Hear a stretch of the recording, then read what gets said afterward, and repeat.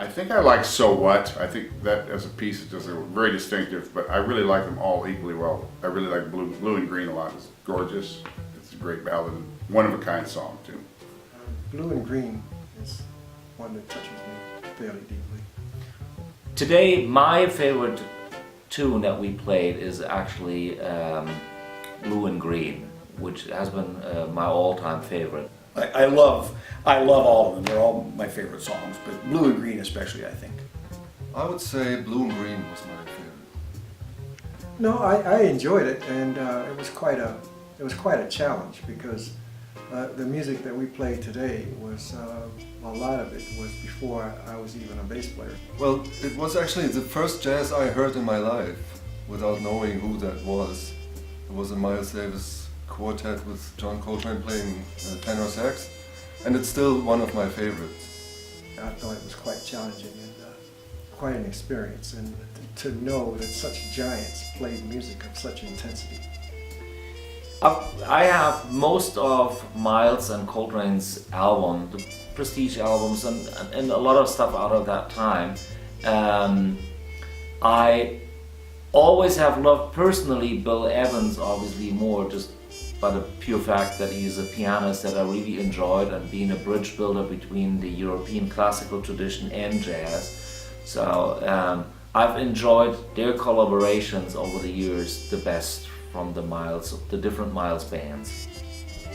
I have to say that a Miles Davis record called Four and More, which was made after the music we played today was made, was probably the reason I became a musician. My first drum teacher played it for me, and there was a drummer on there named Tony Williams who was only about 17 at the time.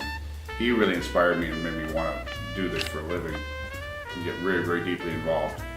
So when I think of Miles Davis, I think of like many other musicians, a very inspirational and creative person whose music affected a lot of people. And John Coltrane, same way. And John Coltrane, after he left Miles Davis, he started a great quartet that was another earth-shaking event in jazz. And his drummer, Elvin Jones, was another one of the real innovators who influenced a lot of drummers of my generation and older and younger. So Elvin Jones was wonderful too. So both of those guys are just some of the real pillars of modern jazz, I have to say. I mean, these were the progenitors of an entire school of jazz, the cool jazz scene, and they were so revolutionary in both their improvisational approaches, the way that they created music, their whole switch from this era of swing, and then we had bebop, which was very complex and very fast, and all of a sudden here comes Miles yet again with this totally new, creative, complete change of pace. And then again, after this cool jazz movement, he will actually fuse jazz and rock together to create jazz fusion with the first record that kind of blended the harmonic aspects and improvisational aspects of jazz with rock, which came in the first album called Bitches Brew. But this Kind of Blue album was a revolutionary album in the late 50s because it really changed the entire approach to jazz and sound and improvisation. Very sophisticated, and still is the #1 selling jazz album of all times.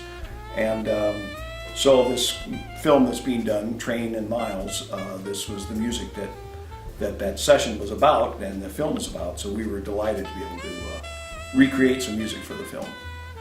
Thoughts they're very difficult thoughts because they're giants that, have reached a level of artistic development that is off the charts. They'll be remembered for many, many, many, many years. So it's really hard to put that in words. I mean, it's almost impossible, actually.